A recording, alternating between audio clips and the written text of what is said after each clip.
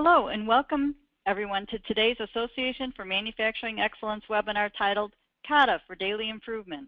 I am Jerry Strohmeyer, the Education and Training Program Coordinator for AME, and I will be your moderator. Today's presenter is Drew Locker, the Managing Director of Change Management Associates. Drew has over 30 years of experience practicing continuous improvement in a wide variety of industries. Drew is an approved instructor for the University of Michigan's Kata program and recently participated in the instructional design team that redesigned the University of Michigan's program. Drew is a highly rated speaker at the annual AME conference, the author of 4 books, plus a 2-time Shingo Prize recipient. Before we start, just a couple of housekeeping items. You'll be in listen-only mode throughout the webinar. You will see that you are muted on your attendee panel on the right side of your screen. If you have questions during the webinar, please type them into your question area in the attendee panel and click on Submit. We'll review the questions at the end of today's presentation and answer as many as we can. When you log off today, please check your email inbox, and it will be an invitation and link to fill out a short webinar attendee survey. Please take a few minutes to complete the survey today, as your feedback is very important to us to improve future webinars. Drew has also graciously agreed to provide a PDF of today's presentation. We will be sending that along with a recorded link for a webinar replay to each of you next week. Now I am pleased to introduce Drew Locker, who will present Kata for Daily Improvement. Take it away, Drew. Thank you, Jerry. Thank you, everyone, for joining us. Just a little warning. I'm having a little bit of problem with my voice, so just bear with me. But thank you for joining us this afternoon for this webinar on an important subject that is getting a lot of attention. We've got a lot of information to cover in a short period of time, so we're just going to go right at it.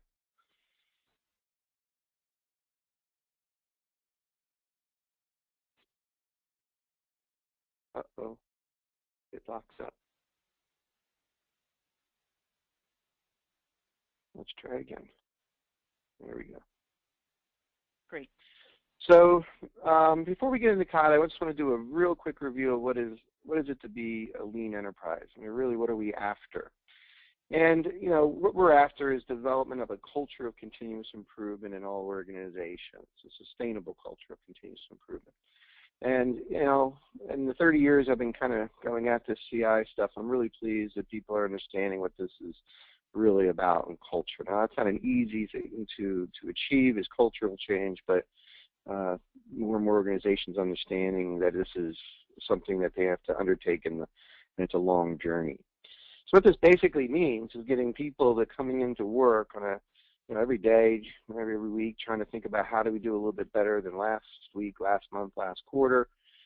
In other words, how do we get people to practice more naturally an improvement methodology that we're going to refer to throughout the webinar as Plan, Do, Check, Act. What this also means is that people have to be willing to embrace change, which is not easy, as we know, for organizations to do that. The whole concept of change generates a lot of anxiety in people. There's this fear of the unknown. And what we need to do, as we'll talk about later, is replace this fear of the unknown with the confidence in the methodology that we're going to be reviewing today.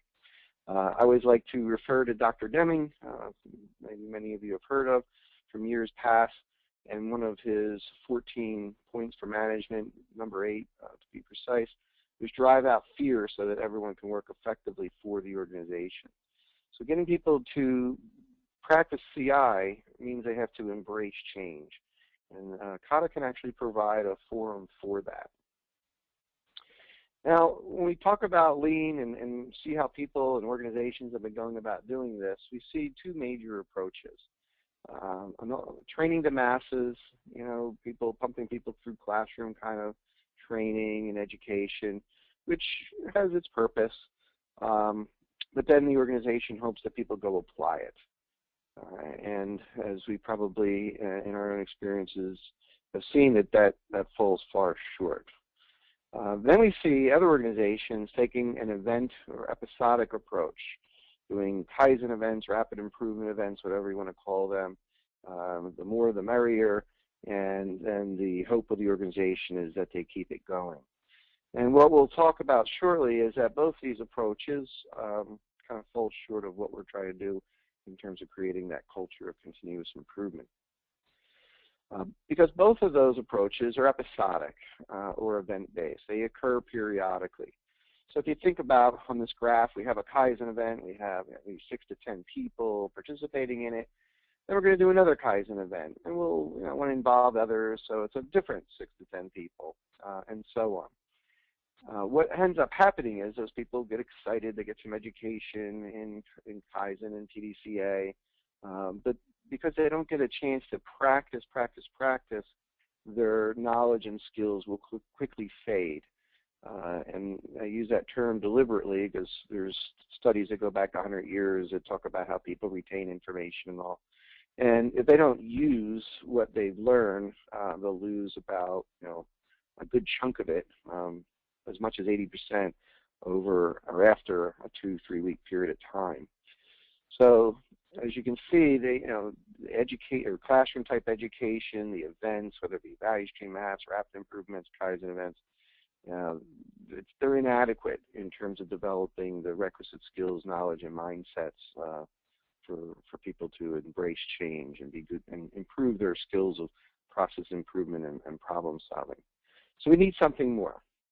One of the things that really disappoints me when I talk with senior leadership is this lack of understanding of what it really takes. We've known, as I mentioned, for 100 years how people learn, how they develop skills, how they create habits. And there's different studies out there that give different numbers, but generally speaking, you need about 4 to 7 repetitions to begin skill development. Put that into short-term memory so you can start practicing. That's not habit. That's just skill development. For culture, where we're getting people to act more naturally, that requires habit, and that's 17 to 27 repetitions or 1 to 2 months, just to begin to create a habit.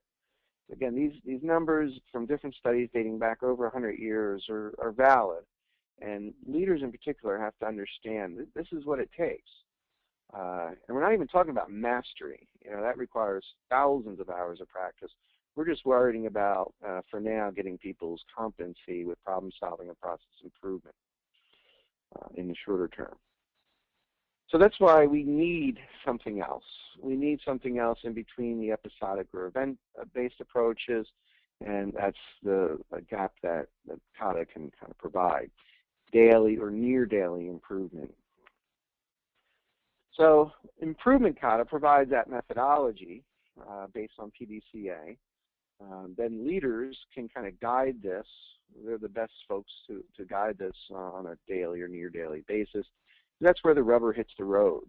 And I've often said to organizations that you can do the events and things like that, but ultimately all roads are going to lead to that leader, supervisor, manager, group leader, team leader, whatever title you want to give them, working with their natural work teams in the natural course of the business day. That's where ultimately all roads are going to lead to. So Kata provides the improvement methodology, and the coaching Kata provides the methodology to develop the skills and behaviors in others.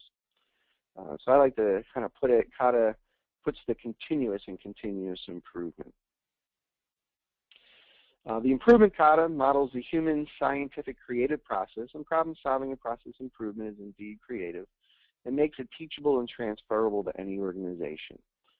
So we'll go over this in more detail, but it's basically 4 key steps: understand the direction, grasp the current condition, establish the next target condition, and then iterate towards that target condition using PDCA. The coaching Kata is basically that you take the person responsible for the process, again, a supervisor, a group leader, team leader. They're going to be the learner, and they're going to apply the improvement Kata working with their natural work teams, which in turn, over time, will develop the team's abilities and skills. But we all needed help with this. No one's born naturally with these abilities, and that's where the coaching Kata comes in. There's a mentor. Ideally, the learner's direct manager, who's teaching the improvement Kata to the learner, the mentee, the supervisor or manager, using the Socratic Method that we'll cover later.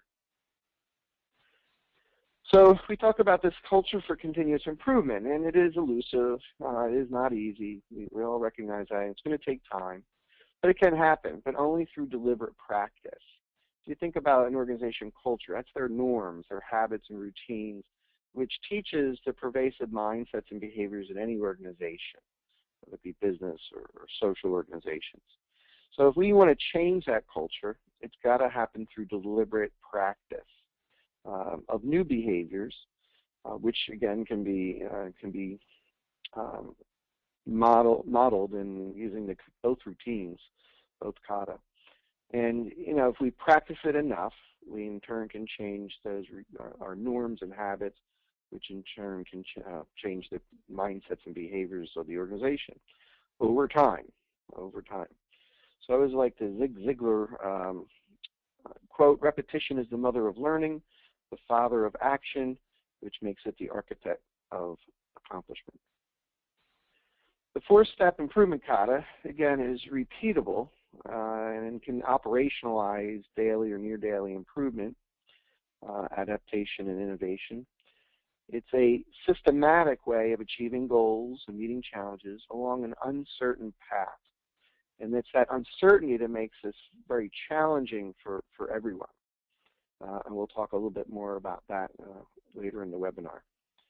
So let's kind of go through the improvement kata, and then after that we'll go through the coaching kata. And later in the webinar we're going to talk about how to actually deploy this. What have we learned in deploying this in various organizations? So when you think about improvement, and you ask somebody, what should we work on? There's a wide variety of opportunities, and the question is, where do we begin? And that's why step one of the improvement kata is understand the direction. We have to understand the direction, which will then tell us what opportunities for improvement we need to select, and which others, albeit they might be help us in some way, we're not going to select, at least at this point. So Dr. Deming always taught us that all improvement should be directional, and therefore the improvement kata, step one, is understand that direction. And that will help people understand why we're working on what we're working on and why we're not working on the many other things that we could be working on. Now, that direction has to be defined by leadership.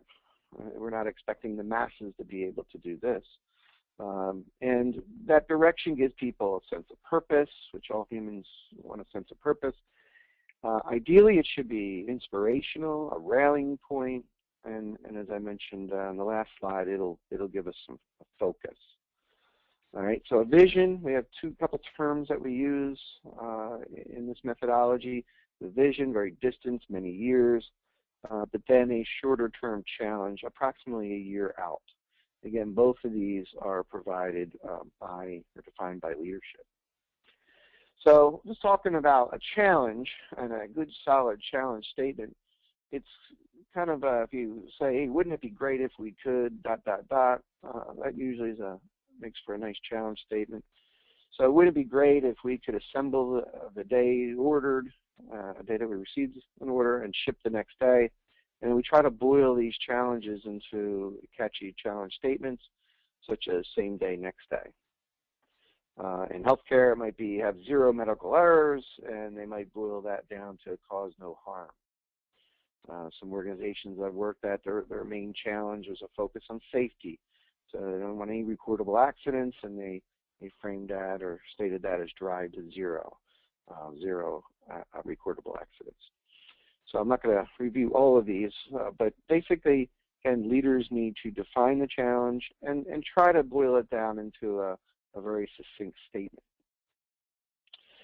At this time, I want to introduce storyboards. I'm very pleased that this kata methodology and the author brought back storyboards. I've never actually stopped using them. Deming was very keen on this tool. It's a communication and thinking device that helps learners follow a methodical approach to problem solving and process improvement. Very importantly, it gives the coach who's helping that learner a peek inside their thought process. And that allows the coach to figure out where they need to make certain coaching points. So very, very important tool And it also provides a visual focal point for this dialogue of the coaching kata. Now, if you think about storyboards, for many of you that are probably practicing A3s, that's just another form of storyboard, and provides that same kind of mechanism for communication, a peek inside the learner's thought process, so the proper coaching can be provided. In step 2 of the improvement kata, it's grasp the current condition. This too is a common theme in all the methodologies. Go to C, value stream mapping, do a current state map first. So this is a common approach in all the other improvement methodologies. So it shouldn't surprise us that it's part of the improvement kata. The key here, though, is the purpose of grasping the current condition is not, and I repeat, not to uncover problems, waste, or potential improvements. It's usually what people are doing with it. Well, and we have to kind of pull them back and say, we just want you to understand what is going on. What are the facts? What is going on today? Because the reality is we don't know what to work on in any specific way until we know, or until we've established what we call a target condition. All right? So we just want people to go out and grasp the current condition, just understand what's happening, gather facts and data from the process, maybe outcome data and process data, and also to directly observe the process wherever possible. And the key here is that they observe objectively. Very often when we're practicing the improvement kata, you see a lot of predisposition and bias. People kind of exhibit their preconceived notions of what should be worked on, and therefore they're not actually observing the process objectively. They're not assessing it in any objective way. And that's a key skill in problem solving and process improvement. So there's a lot of coaching that goes on in step 2. People also need help in understanding how to collect data, what data should they collect, what to do with the data. And one of the things that I have seen in my travels on this subject is that the focus on the improvement kata is wonderful, but sometimes we miss that there's also the quality, the basic quality tools that are necessary for us to be good problem solvers and process improvers, which is what we're all about with this. And therefore, we've got to teach people, those tools, such as run charts or block diagrams or some other form of mapping to understand in an objective way the current conditions. So I always like to emphasize that you're teaching the kata, but you also have to teach the basic quality tools along with those if you expect people to be successful in the long run. In step 3, as I mentioned, we have to know where we're going before we decide what to work on and how to get there. And that is, as the author summarized it, target condition thinking. And this is a real challenge. First, let's just kind of clarify the term. So we have this vision, long term. We've got this challenge a year out. A target condition you can consider as like a waypoint on the way to meeting the challenge. And we say 1 week to 3 months out. We encourage you to keep it very short. So you're doing very rapid PDCA cycles, complete PDCA cycles. And, then as you get better and better with your problem solving and process improvement skills, you can extend out and identify more aggressive target conditions. So just kind of think about the target condition as a waypoint to meeting the challenge. And once that's defined, then we know what obstacles we need to work on. So we can't do that unless we know where we're going. So a target condition needs to be specific, measurable, and bound in time. It's got to be crystal clear. This is the destination. This is where you want to be a week or 3 months from now. It's got to be measurable. Usually an outcome metric is typically a target. And it has to be bound in time. It has to be an achieved by date. Otherwise, people will just kind of fill the void of time. But very importantly, that achieved by date kind of guides the creative process of problem solving and process improvement. If you have 3 years to hit this target, you'll come up with a set of ideas to do that. Whereas if you have to, you have 3 weeks to do it, you're going to come up with a very different set of ideas. So that's why it's so important to have the target condition established. And referring back to A3s, for those of you that are familiar with that, That's why the target or goals section of the A3 comes before analysis of root causes and certainly before countermeasures. We have to know where we're going and when we want to get there before we come up with ideas for improvement. So this is not an easy thing to get people to do. They want certainty on what they do will meet the target, and they're going to have to learn that to deal with that uncertainty. Now, another piece of the target condition, another element, is a pattern for meeting the target. These are the conditions. This is how the game is played. So we'll talk about a few things on target conditions, creating good target conditions. One is, and this may surprise some people, don't use verbs, minimize, reduce, increase, improve. This is a destination. A target condition is a destination. So it is a measured point in time. Okay, so we see a lot of target conditions that use verbs, and it's like we need to know where we want to be and when. We also want to stay away from expressions such as reduction in a certain percentage, because it's not specific enough. And an example of that is I was working with a group and I was letting them go along. I said, what is your goal or target? And they said 20% reduction in process time. And this was an engineered order company. And I let them go for a little while, and they were basically identifying tons of opportunity, waste in their process. And you would think that's all well and good. But I said, let's reframe this goal. Well, 20% reduction in process time was equivalent to 200 hours when they looked at the average number of hours per engineering project. And the fact that I put the 200-hour number up, that's what the goal is, it totally changed their mindset. And they were going after bigger types of ideas for improvement rather than all the myriad waste that existed in the current state, in the current process. It really honed their focus. And it was remarkable to me. And I've done this several times just to kind of see how people react. And it's just not specific enough. Decreasing process time by 20% is just not specific enough. But 200 hours, very, very specific. The other thing we want to avoid in target conditions is anything that sniffs of predisposition, of countermeasure. So when we hear things like, my target is to apply 5S, that's not a target condition. What problems do we hope that 5S will solve for us? And let's set some measurable goals or targets for that. Another example would be install a new computer system. Once again, that's a countermeasure, not a target.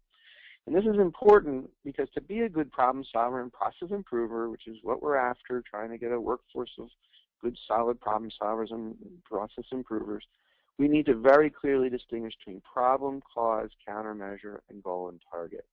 If we continue to mix those up, we will not be very good at that. So again, a must-have and achieve by date, that sort of bounds the creative process. We have to reach it at this point in time, and therefore we'll come up with ideas along those lines. And this changes the mindset as well. Instead of saying, well, whenever we can versus we have to do it by this date, you'll see, if you have not already, that it changes that whole mindset in a very positive way. And once again, with the achieve by dates, we can set very short-term goal targets, in shorter durations, maybe 1 or 2 weeks, and as we get better and better at this, we can extend those out. Now, the pattern is another part of a good target condition statement, and that's how the target or goal will be met, the process characteristics. And I learned this many, many years ago, where we didn't understand the other conditions that the goal or target had to be met. So if you think about, I want to get so many units out per day, maybe that's my goal, and I want to do that in a week's time frame. Well, I can't just throw people at it. So as part of defining the pattern, the other process characteristics, I might define with how many people, how many shifts. I also don't want to throw work in process at it, so I might actually establish, as part of the pattern of meeting the goal or target, some defining some process characteristics in the form of standard work in process, and so on. So the conditions or the pattern kind of define the means by which the goal or target will be met. And that's really what we're after versus just driving for a specific number. So hopefully that makes sense to you, because the pattern is key. So here's an example. Let's say I'm a coach of a basketball team, and I want to improve our team's field goal percentage. That's the outcome metric. And I want to make sure that the people on the floor, the players on the floor, pass no fewer than 3 times, because we've learned that that's, or we believe at least, that's will lead to a more open shot, which in turn will improve our field goal percentage. So the pattern is the passing no fewer than 3 times before shooting. And then we can measure the outcome metric of 50% of the field goal percentage, team field goal percentage, and see did we meet that. So hopefully that little example helps. The struggle that we have with folks is this uncertainty. They want to know that the target is achievable before they'll commit to it. And we are trying to evoke a different type of mindset where people set the target and then strive towards it, dealing with the uncertainty of whether or not they can make it. And again, this changes the mindset, and really it's a skill of dealing with that uncertainty that only comes through deliberate practice. So people want to kind of set targets that they know they can make, but we want to stretch it. We want to stretch it. Now, we're not saying, be crazy. We just want to get them starting to be able to deal with what we call the zone of uncertainty. We're not trying to go too far out. Where in this graphic it shows the zone of mystery. That's too hard. So what we are looking for is when people kind of start saying, I'm not sure if we can do that. Then we're probably honing in on a nice target condition. And you start hearing that. So this is part of the methodology, is getting people more comfortable operating in that zone of uncertainty. And you'll hear it in the words and the statements that they make. So this changes to the whole mindset, again, of what can we do versus what do we need to do. And there's a little Pogo comic strip at the bottom of the slide, the certainty and misery is better than the misery of uncertainty. People struggle with dealing with uncertainty. And we're trying to develop those skills of coping with that in a very deliberate and productive way. So what can be done? I learned this through my teachers many years ago, and I've seen it happen with others. We replace that need for certainty in the solution or the countermeasure with certainty in the process, the PDCA process. That if we follow that process, that methodology, get the right people together, we will get to our destination. Now, in the beginning, it's difficult for people to accept this. Leaders really have to help. They have to provide a safe environment for experimentation. This is probably the biggest challenge to practicing the improvement kata, and really lean in general. Step 4 is iterate towards the next target condition. So we know where we're going, the target condition, we know where we're at, the current conditions, and now we do the PDCA cycles. So just to put a little more definition on that plan, we know what we believe are obstacles that are keeping us from meeting the target condition. We take specific actions on those. We develop a hypothesis of what we think will happen. We then do the experiment. We check the results, and if it's working as we hoped, it's effective, we standardize on those changes, or we adjust and repeat the cycle again. So pretty straightforward, but some guidelines. There is part of the storyboard, as you'll see shortly, there is a obstacle parking lot, and this also gives a peek to the inside of the learner's thought process. You can see predisposition here and bias as well. And one thing that we want to guard against is trying to do too much, trying to tackle too many obstacles. So fewer is better, maybe ideally one obstacle. So in terms of experimentation terms, we're trying to avoid multivariable experiments, just single variable experiments. And the learner will initiate the PDCA cycle record, which is a nice graphical tool, a visual tool that I show here on the slide. So each row is an experiment. We have a step we want to take. We have a hypothesis. What do we expect? And then there's a coaching cycle that goes on and the actual experiment. Then we do the check of PDCA, what's the results, and what did we learn. And from what we learn, we discover what we need to work on in the next step. And as we'll talk about in the coaching kata, we're looking for this nice logical linkage in this chain of PDCA cycles. There are 3 types of experiments.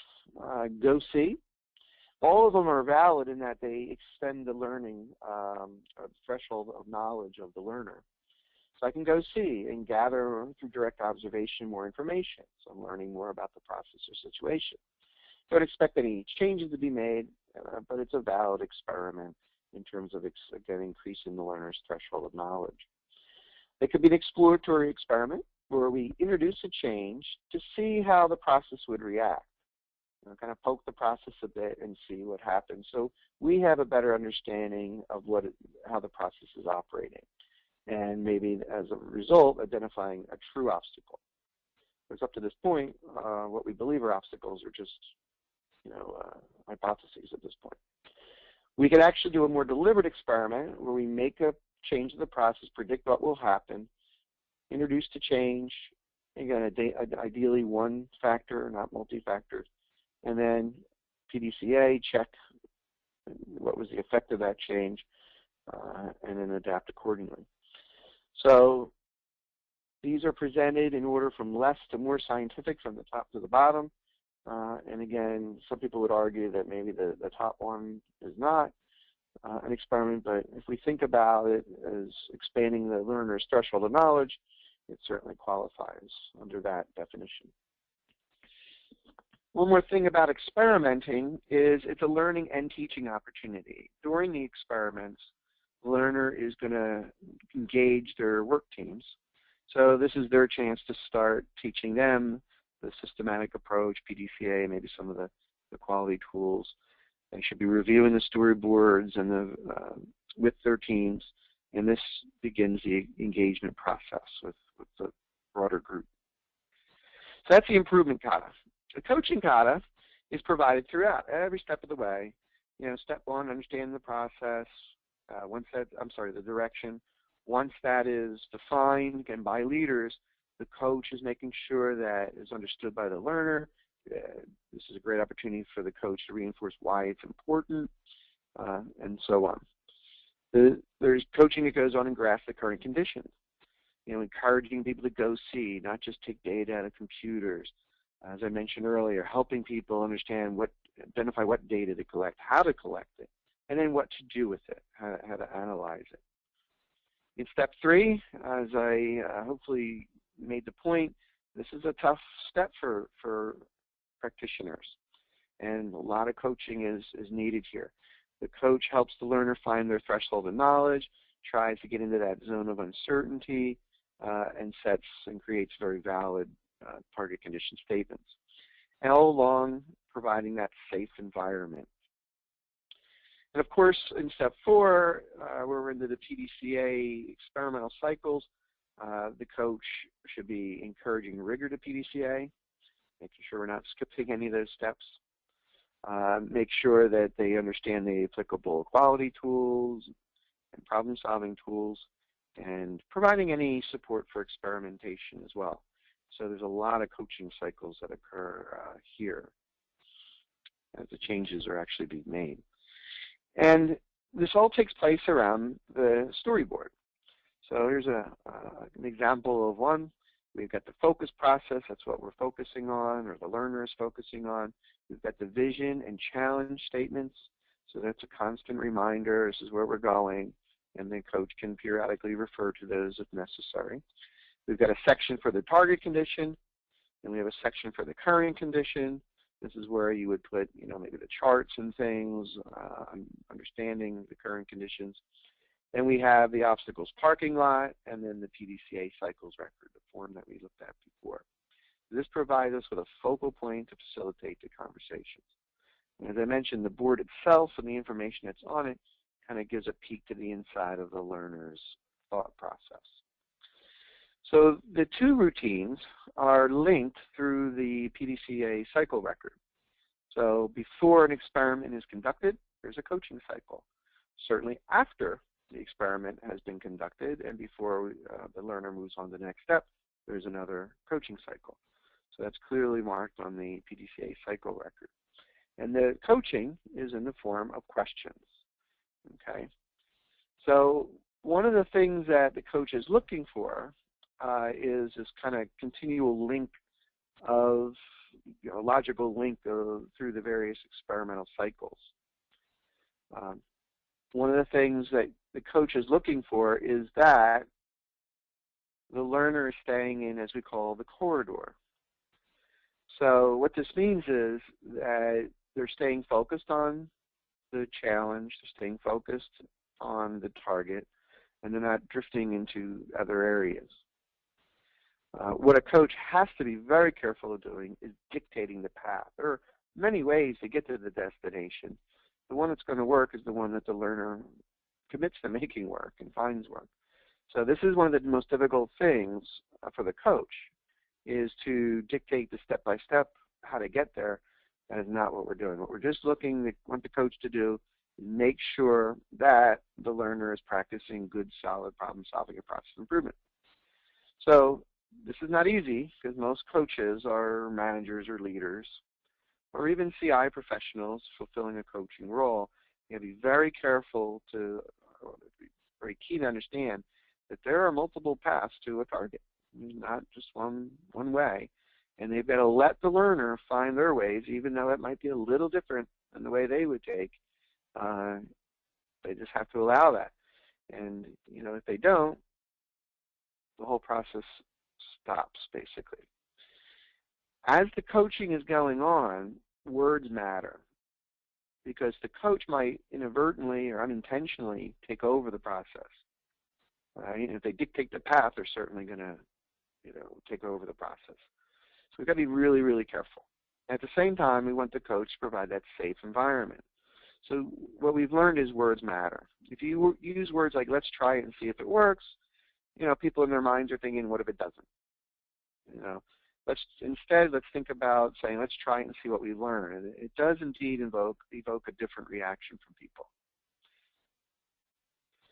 So very carefully, those words that the coach uses has to make sure that they're not inadvertently or unintentionally taking ownership of this process.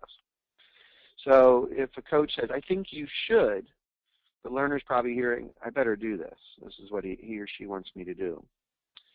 If you say things like, well, why don't you also look into, the learner's probably hearing, this is what my coach, he or she wants me to do, and I better do it. So we've got to be very, very careful. Sometimes judgment is passed unintentionally with coaching. Well, that's not the approach I would take. That's not the obstacle I would work on. Again, that's going to take over the process, to take it away from the learner. That's the last thing that we want.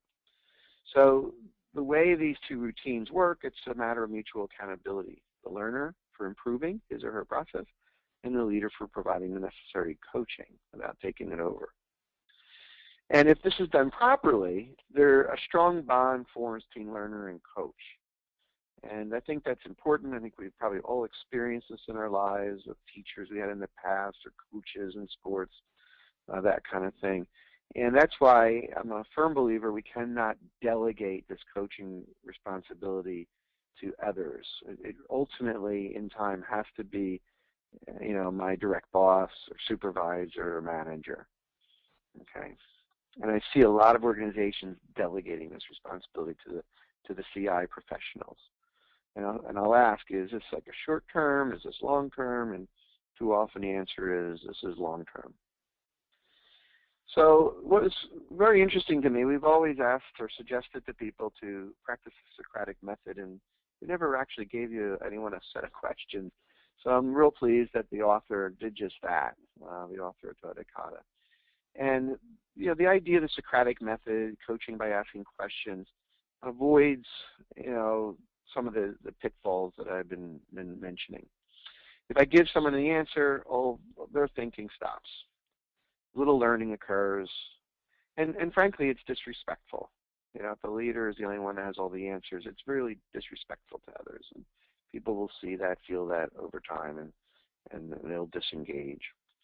But those questions must focus on the thought process, the PDCA process. And this is one of the more difficult things for coaches to practice. The 5 questions, in reality there's actually 11. When you look at both sides of the card that we use, it's all focused on the process. What is the target condition? Does the learner know, have they created a good solid target condition? Do they know where they're going? Have they drifted away? That's what you're looking for in the response to that question. That's what you're really looking for in each of these questions. You're looking in the response where you need to coach. What is the actual condition now? Does the learner know, do they have a grasp of what is happening? And how do they know that? Through direct observation or hearsay? Based on that response, some coaching may be needed. I'll get to the backside questions in a moment. Question 3, what obstacles do you think are preventing you from reaching the target condition? Here you get a peek to the inside of the learner. You're seeing some bias and predispositions perhaps, and that'll lead to some coaching. And then the follow-up question on number 3 is, which one are you addressing now? Making sure that the learner is not trying to swallow the elephant, as they say, and just doing very simple experiments as they develop their skills. Question 4, what is your next step and what do you expect to happen? Just trying to teach that hypothesis thinking, looking ahead and thinking about, if I take this action, what's the result? So trying to teach that scientific method. And then question 5, when can we go and see what we have learned? And note the deliberate wording there, learn from taking that step. Now, when an experiment is already taken, there's some other questions that should be asked. What was your last step? What do you expect? What actually happened? What did you learn? To kind of reflect on what took place since the last coaching cycle. So when you add it all up, it's more than 5 questions. But you get the idea. They're all focused on trying to get the right mindset, the right thinking. And do's and don'ts we've learned in working with organizations, in particular with the coaching, you don't want to do them infrequently or irregularly. Now, a lot of that is going to be driven by the PDCA cycles themselves and the nature of the changes that are going to be made. But again, we want to keep it pretty quick. Experiments that can be done relatively quickly, daily or near daily. We learn, do it early in the day. At the end of the day, people are their minds are elsewhere. Definitely use the questions rather than unstructured discussions. Now, over time, you can change the wording of the questions to make it happen, come across more naturally, but only once you've understood the intent of each question, what you're looking for in the response. You don't do this in the manager's office. This is done at the storyboard, which should be located out at the process, at the focus process. The storyboard, though, has to be kept up to date, otherwise it's useless. It's one of the first things I always look for. And remember, it's about the learning. It's not so much about getting results, which some people struggle with. Some more do's and don'ts. Make sure that you know what the next PDCA cycle is, so we're not practicing a haphazard, ready, fire, aim approach to problem solving. Definitely one step at a time. Try to stay away from the multiple variables. And remember, you're not just trying to achieve results, you're trying to develop the problem-solving and process improvement abilities of others, as well as their willingness to experiment. If they're not hitting the target condition, don't lower the bar. That's just part of this. And always make sure if they do hit the target condition, there's another one that is set.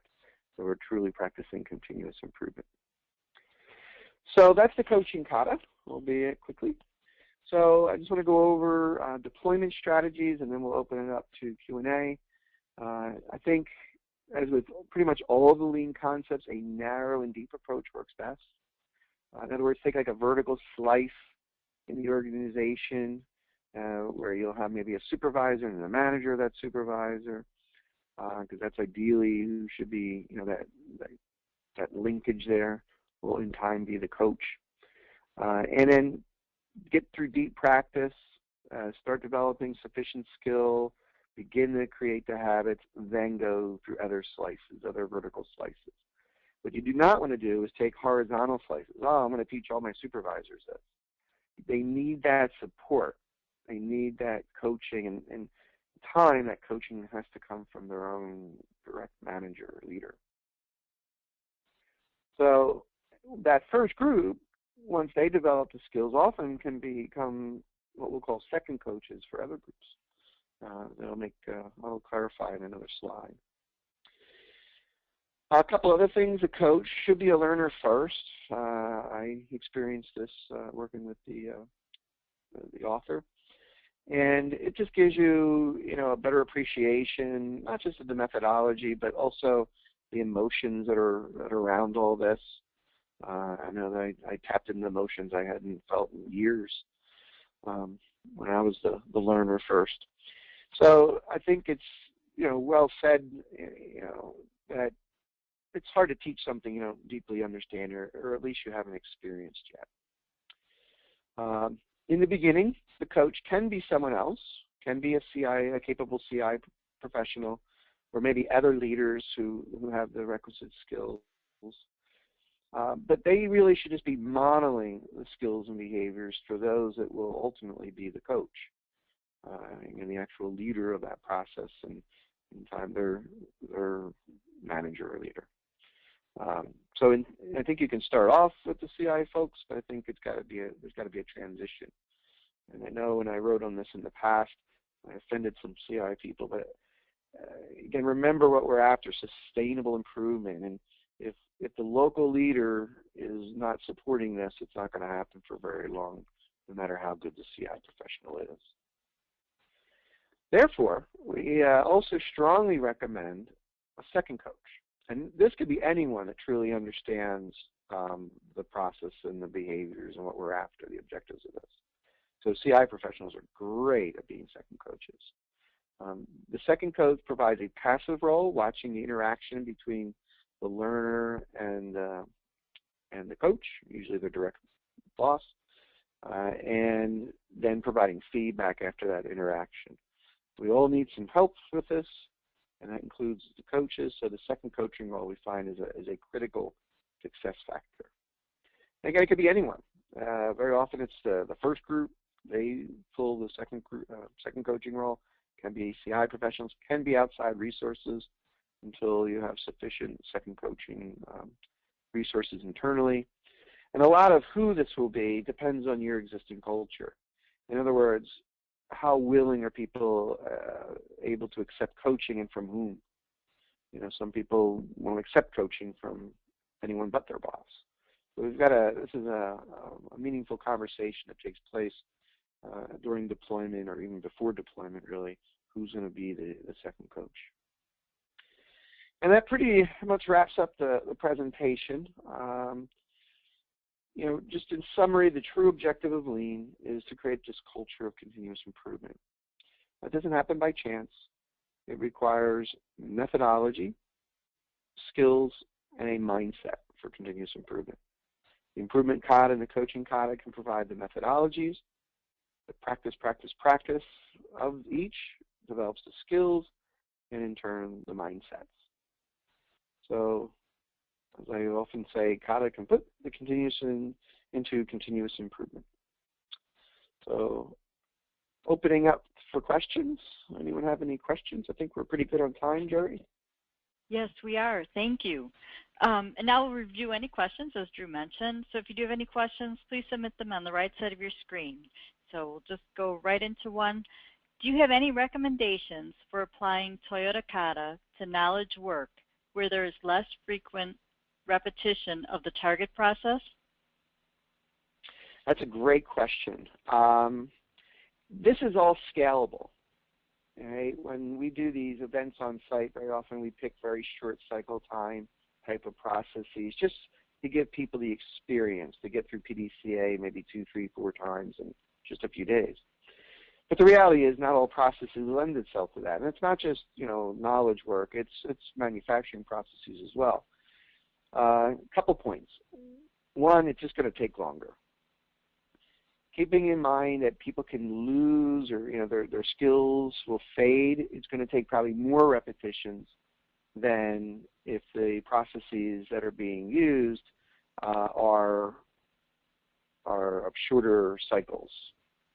So it's just going to take longer. It's going to probably take more cycles. Now, having said that, really trying to break or have very short-term target conditions and very short-term experiments will try to help. So if people are coming up with ideas for experiments that might take, 4 weeks to get through a PDC, at least a PDCA, you might ask or coach the person, can we break that down in some way? It still advances the threshold of knowledge, but also, gets us through more cycles of PDCA. So a lot of times experiments can be broken into smaller chunks that still advance the knowledge and gives people more time, more opportunity to practice PDCA. Doesn't mean they're going to get to their target any sooner, but the more they can go through that full PDCA cycle, the more their skills will be developed, the more their understanding, and also the habit. So in the beginning, if you can find some short cycle knowledge work, great. If you can't, just keep in mind it's going to take longer, more repetitions, probably going to be required. But try to break those experiments down into smaller chunks. It's a great question. Okay, great, thanks. Here's another one. When your gap between TC/CC, so maybe that's target condition? Yep. Mm-hmm.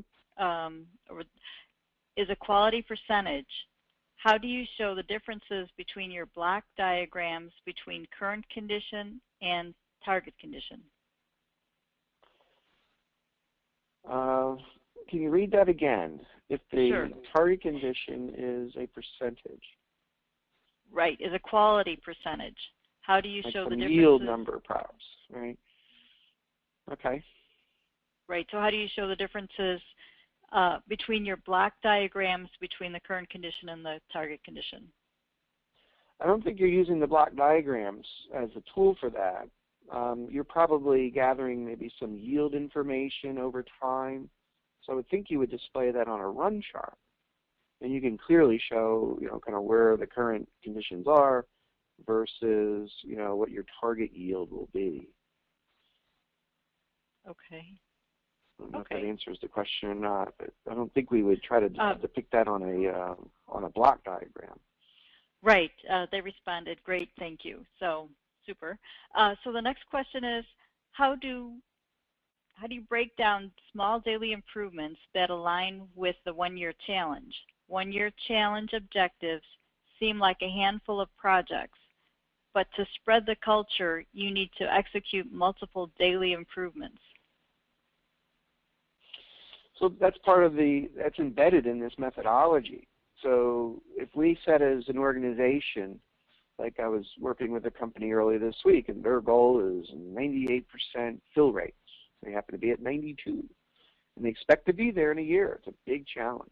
And the conditions of meeting that are going to be, we don't want to increase our inventory overall, can't jeopardize quality, and so on. So, the target conditions are going to, again, be those waypoints, those shorter term, where do we want to be maybe a month out? And as long as we see how that is aligned with that challenge, and very often a coach has to kind of connect the dots for people, or conversely, maybe the learner connects the dots for the coach as well, then we're good to go. So you can have all these folks. It plays out nicely in our simulation that we do at the university now. For those of you that may have gone through that program, we changed the simulation. We don't do what are those tiles? What is that called? Where you set up the tiles and dominoes. We don't do dominoes. Oh.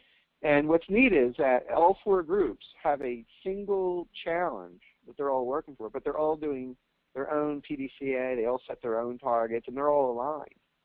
And one of the comments when we first ran that from someone that had been through the earlier program, they said this is so much more realistic and true to life, because this is the way it works. You've got all these people working towards a common challenge, but they're all doing their own experiments, and as long as that alignment of their target conditions, can be shown to be supportive of the challenge, it's all good.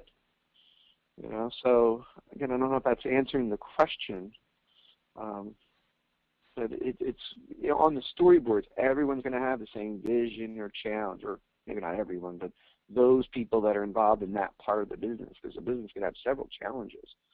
You know, it could be a challenge for the engineers designing things. It could be a challenge for different parts of operations. But the people that are involved in trying to improve their pieces of it, they'll have the same challenge up on the storyboard, the same vision, and that can really help with the alignment, especially with good, solid coaching, bringing people back to those. Great, and yes, you did answer the question, so thank you, and thanks for the response. Our next question is it okay to practice the Kata method alongside other problem-solving methods such as 8D and CEDAC, etc.? What was the last one?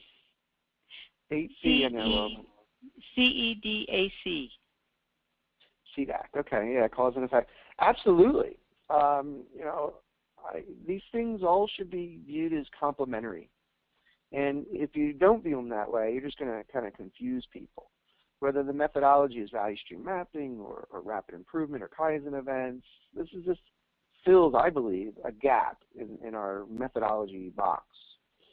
And with PDCA itself, I've had organizations use other terminology that they've been using for years, like AD. And it's like, well, just use your AD and use it in those terms instead of PDCA. Don't change your terms for us. If you already have terms and methodologies that people are conversing in and they've had some practice in, let's not unnecessarily confuse the matter. Things like CEDAC, the cause and effect diagram, you know, that is a tool that can be used.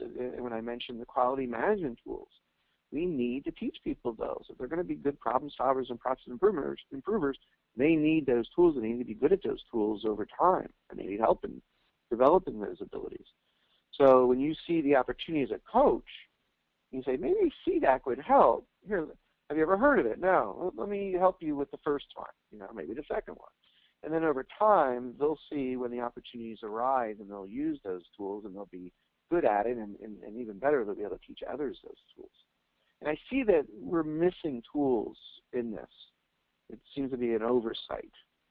And, you know, people need help. People need, you know, timing is a skill. And no one knows how to do it. They have to develop it. They need help in developing. So absolutely. You know, if your methodology is DMAIC, don't use PDCA. Just try to teach people that you can go through DMAIC, you know, very quickly. It doesn't have to drag out for months. Some people believe it does. Okay, great. And thank you again. You answered that question great, so thank you. And our last question is, how much training do you give your executives? Or how often do you give them a refresher to help ensure that we have good challenge statements made between senior leadership and their reports? Well, there's several layers to that question. How much training do we give? We do start off with awareness training and very clear what their role is. And I try to very clearly convey what is really required, the repetition that's required. Because if a leader doesn't understand what it really takes to develop skill and habit, they're going to have very unreasonable expectations. So we do spend some time with that, just a couple hours. And sometimes we'll even put them through some exercises so they understand that. As far as the more their skills of creating challenge statements and all, you know, it just comes through the actual practice. So we'll say, okay, you know, let's set some challenge statements, and it's always a struggle in the beginning. But them going out and being involved in this and you know, coaching or even observing the coaching, either in a formal or informal second coaching role, it really helps in reinforcing what a good challenge is. But no one gets this the first time, you know, but in one organization, you might have the same leadership team creating several challenge statements. Like I said, there's usually not just one in an organization. So that repetition will help them get up to speed quickly. But it's going to take them a while. And, and a while is more than a year. I can tell you that, before it happens more naturally for the leaders. Okay, great. And thank you everyone for your questions, and thank you, Drew, for the very informative presentation. This brings our webinar to a close. Our next webinar will be on Thursday, September 3rd, titled Flow Efficiency versus Resource Efficiency with Dr. Henrik Alsterman. Please visit AME.org under the AME Events and Training tab for more information and to register. And don't forget to fill out the short survey that will be in your inbox. Also remember to mark your calendars for the 2015 AME International Conference in Cincinnati from October 19th to the 23rd. Register online at AME.org today. Thank you everyone for attending, and have a productive day.